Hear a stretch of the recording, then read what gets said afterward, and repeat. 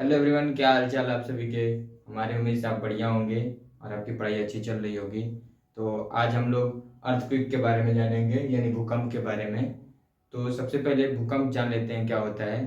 तो पृथ्वी के आंतरिक भाग में या बाह्य कारणों की वजह से पृथ्वी की सतह पर उत्पन्न होने वाले कंपन को, यानी वाइब्रेशन को, कंपन को हम लोग अर्थक्वेक कहते हैं। तो अब बात आती है कि अर्थक्वेक जनरेट कहाँ से होता है पृथ्वी के अंदर।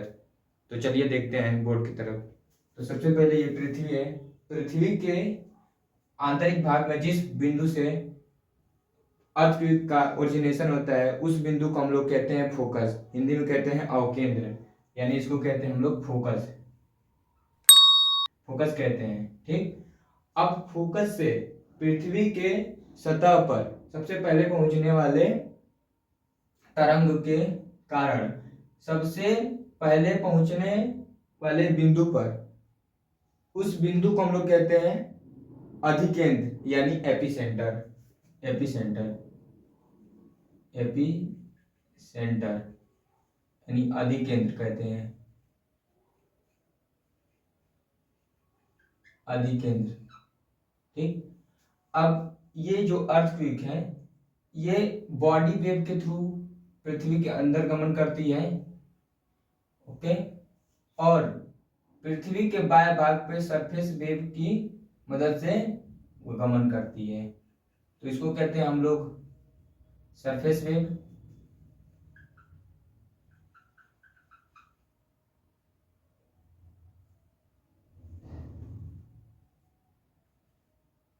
सरफेस वेव कहते हैं, यानी कि सतही तरंगे।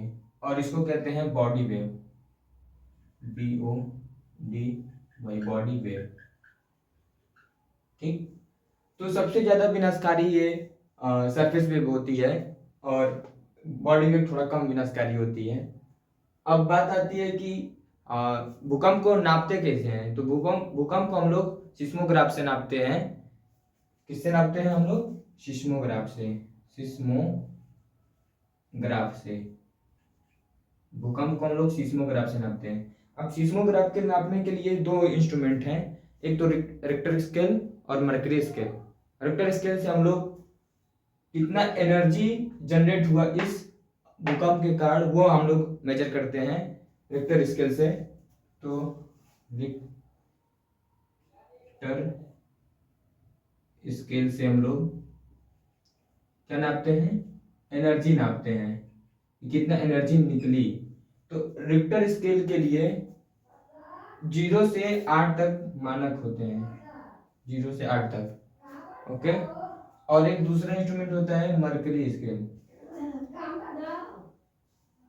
मर्सली स्केल। ठीक। Mercalli scale. और इसके ये क्या नापते हैं? इंटेंसिटी नापते हैं, इंटेंसिटी यानी तीव्रता नापता है। तो इसका स्केल होता है 1 से लेकर के 12 तक। ओके, कंफर्म है? ये क्लियर है? तो अब आगे चलते हैं कि अब भूकंप के क्या क्या कारण हैं, क्या क्या कारण है कि ये ओरिजिनेट होता है। कारण में आ जाइए। तो कारण में क्या है कि सबसे पहले की प्लेट टेक्टोनिक, यानी प्लेट विवर्तनिकी, विवर्तनिकी इसका मेन कारण है भूकंप का, प्लेट विवर्तनिकी। अधिकतर भूकंप आते हैं ये प्लेट विवर्तनिकी के कारण ही आते हैं। ये आता है नेचुरल फैक्टर में। ओके। उसके बाद आता है, अब इसमें बात कर लेते हैं कि प्लेट विवर्तनिकी कितने प्रकार की होती है जिससे ये भूकंप आता है। तो प्लेट विवर्तनिकी 3 प्रकार की होती है। पहला है ये अपसारी, अपसारी यानी कि डाइवर्जेंट, डाइवर्जेंट। डाइवर्जेंट में क्या होता है कि पृथ्वी अनेक प्लेटों से मिलकर बनी है, जैसे कि Eurasian plate, Indian plate, Australian plate, south American plate, north American plate. तो इस प्रकार से कई प्लेटों से बनी है। तो ये पृथ्वी एस्थेनोस्फीयर पे ये क्या था प्लेट मूव करते रहते हैं। तो जब ये प्लेट एक दूसरे से दूर जाते हैं यानी दूर जाते हैं तो वहां हम लोग अपसारी डाइवर्जेंट कहते हैं, यानी ये प्लेट एक दूसरे से दूर जा रही है जिससे इन दोनों के मध्य एक एनर्जी निकलता है। तो यहां से एनर्जी निकलता है तो इसी बिंदु को हम लोग फोकस कहते हैं, यहीं से ओरिजिनेट होता है भूकंप। अब दूसरा है अभिसारी, यानी कि एक प्लेट दूसरी प्लेट पास में आ रही है, दोनों प्लेटें आपस में पास आ रही हैं, यानी अभिसारी प्लेट। अभिसारी प्लेट टेक्टोनिक, अभिसारी प्लेट टेक्टोनिक कहते हैं इसको। तब जब दो प्लेटें आपस में टकराएंगी तब भी एनर्जी रिलीज होगा, तो वहां भी भूकंप का कारण बन सकता है। तीसरा आता है पैरेलल, यानी कि ये जो दो प्लेटें आपस में एक दूसरे के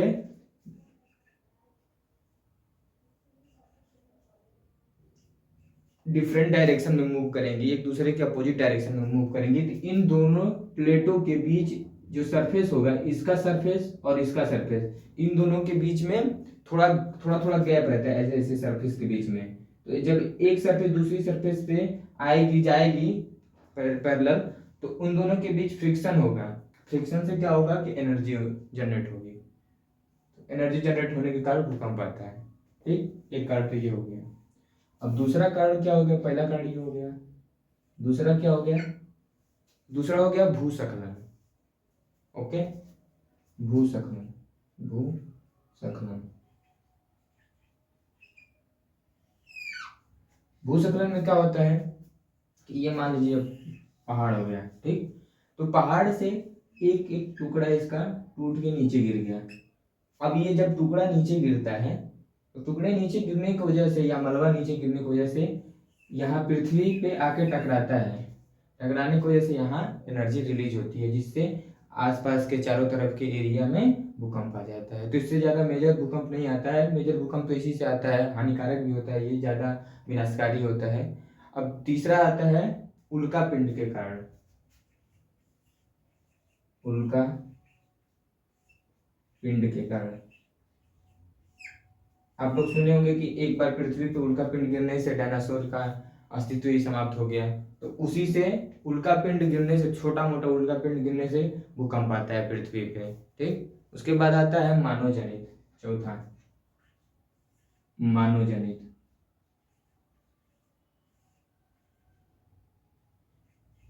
मानव जनित में क्या होता है कि आज के समय में मानव बहुत सारे भूकंप लाने के कारण बन रहे हैं, जैसे कि टनल बन रहा है, न्यूक्लियर टेस्ट हो रहा है। तो इसकी वजह से आसपास के एरिया में, जिस एरिया में टनल बन रहा है, जिस एरिया में न्यूक्लियर परीक्षण हो रहा है, उस एरिया में भूकंप आ जाते हैं। ठीक, तो एक मेन कारण ये होता है कि नाभिकीय ऊर्जा, सॉरी,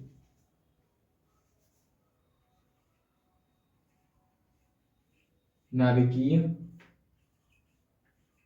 ऊर्जा परीक्षण से, नाभिकीय परमाणु लिख लीजिए सबसे बेहतर, परमाणु परीक्षण से।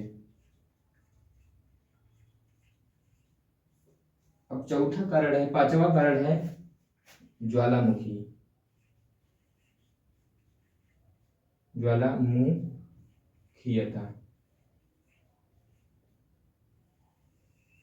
जब पृथ्वी पे ज्वालामुखी फटता है तब भी एक कारण होता है भूकंप आने का। और छठवां लास्ट कारण है डैम का फेल्योर, डैम का फेल्योर, डैम का ध्वस्त होना, ध्वस्त यानी फेल्योर। डैम फेल्योर होने से, जानते ही आप कि हमारा डैम जो है नदी के पानी को कलेक्ट करता है जिससे हैवी वाटर कलेक्शन होता है।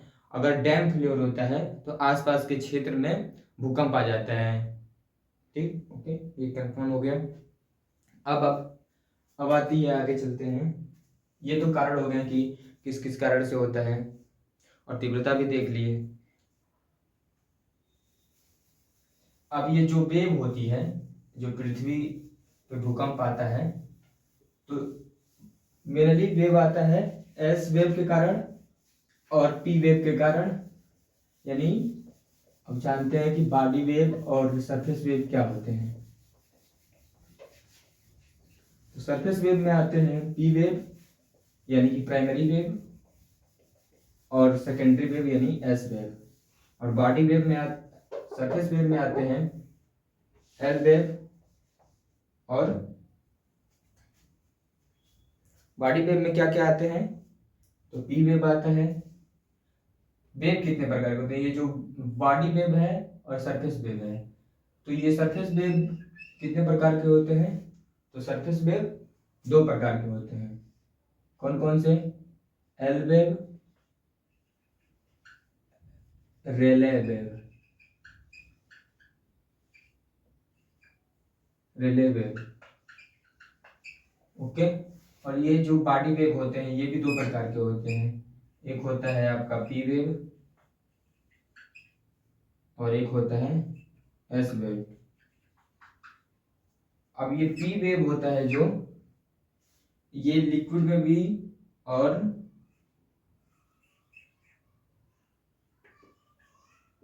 साथ साथ सॉलिड में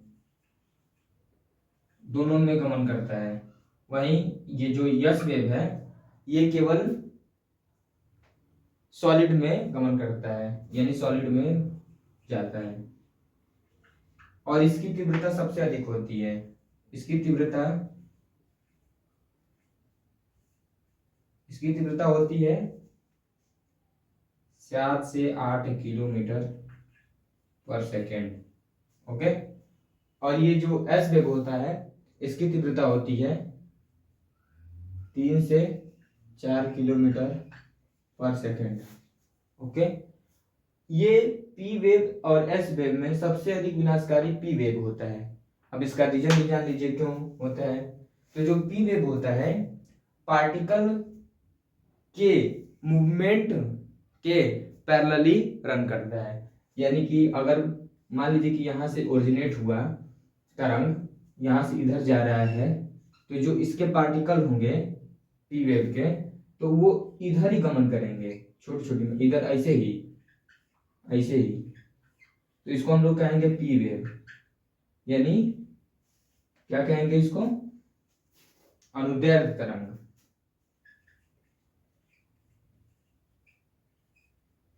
दैर्ध्य तरंग। और ये अब विनाशकारी होने का कारण भी समझ लीजिए कि ये पृथ्वी का सरफेस हो गया, ठीक। यहां से जब ये इधर जाता है तो ये इधर का मिट्टी इधर कर देता है, फिर इधर आ जाता है तो इधर का मिट्टी इधर कर देता है, इधर का मिट्टी इधर कर देता है, जिससे डिसबैलेंस बन जाता है।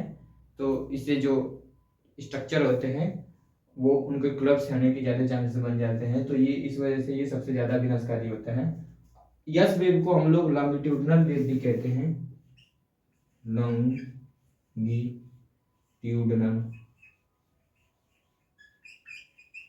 वेव, लॉन्गिट्यूडनल वेव भी कहते हैं, ठीक।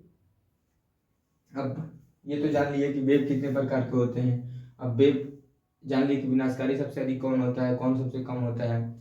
अब ये जानते हैं कि प्रशांत महासागर में कौन कौन से बेल्ट हैं जहां सबसे अधिक भूकंप आते हैं। तो पहले डायग्राम बनाएंगे वर्ल्ड का, उसके बाद समझेंगे कहाँ कहाँ रिंग ऑफ फायर होता है। तो रिंग ऑफ फायर क्या होता है और आगे देखते हैं। रिंग ऑफ फायर बेसिकली प्रशांत महासागर में बहुत सारे प्लेटें आके मिलती हैं, जैसे कि पैसिफिक प्लेट हो गया, इंडियन यूरेशियन प्लेट हो गया, ऑस्ट्रेलियन प्लेट हो गया, फिलीपींस प्लेट हो गया, जुआन दे फॉग प्लेट हो गया, नास्का का प्लेट हो गया। ये आपस में जब आती है तो यहाँ बेल्ट बनता है, जिससे ये प्लेटें आपस में टकराती रहती हैं, जिनके अंदर जो अभी बताए थे अपसारी यानी डाइवर्जेंट, कन्वर्जेंट और पैरेलल मोशन होता है, जिसके कारण यहाँ पे एनर्जी बहुत ज़्यादा रिलीज होती है। तो सबसे पहले हम देखते हैं कि कहाँ होता है। तो सबसे पहले नक्शा बना लेते हैं।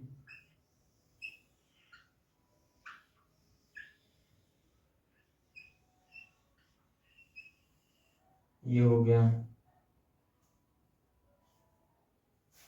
सॉरी इसको और थोड़ा बड़ा बना, छोटा बना देंगे।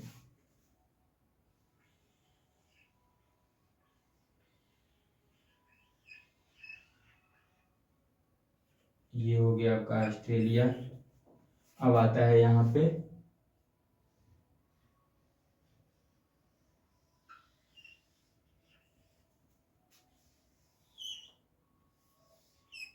ये हो गया आपका नॉर्थ अमेरिका, ये हो गया साउथ अमेरिका, ये हो गया ये रसिया, रूस, रसिया हो गया, ये हो गया आपका चाइना, ये हो गया इंडिया, ये हो गया ऑस्ट्रेलिया। तो ये देखेंगे कि ये जो रिंग ऑफ फायर होती है ये यहीं रहती है, यहीं। और ये जापान आपका हो गया, यहाँ जापान हो गया, जापान। तो ये रिंग ऑफ फायर क्यों यहाँ दिखता है? क्योंकि यहाँ पे बहुत सारी प्लेटें आके मिलती हैं। जैसे ये नॉर्थ अमेरिका वाली प्लेट हो गई, साउथ अमेरिका वाली प्लेट हो गई, और ये जापान की प्लेट हो गई, ये ऑस्ट्रेलियन प्लेट हो गई, यूरेशियन प्लेट हो गई, यूरेशियन प्लेट हो गई, ये इंडियन प्लेट हो गया, और यहाँ फिलीपींस प्लेट हो गया, यहाँ नाजका का प्लेट हो गया, यहाँ पे जूम दे फॉक प्लेट हो गया, फिर से यहाँ पे कोलोस प्लेट हो गया, यहाँ पैसिफिक प्लेट हो गया, पैसिफिक प्लेट हो गया। तो ये सभी, और ये हो गया फिलीपींस प्लेट। तो जब ये सभी प्लेटें आपस में जब टकराती हैं, यानी ये इससे टकराती है या इससे दूर जाती है या इससे पास आती है, इससे ये जब घर्षण आता है पैरेलल, जब इससे ये पास में आती है, जब इससे ये दोनों पास में आती हैं और इससे ये पास में आती है, तो इसकी वजह से और ये इसके इधर मूव करने की वजह से तो बहुत सारे यहाँ पे भूकंप के कारण बनते हैं। और सबसे अधिक भूकंप आपको पता है कि जापान में ही आता है। तो इसका ये कारण हुआ रिंग ऑफ फायर भी कहते हैं इसको हम लोग, और सरकम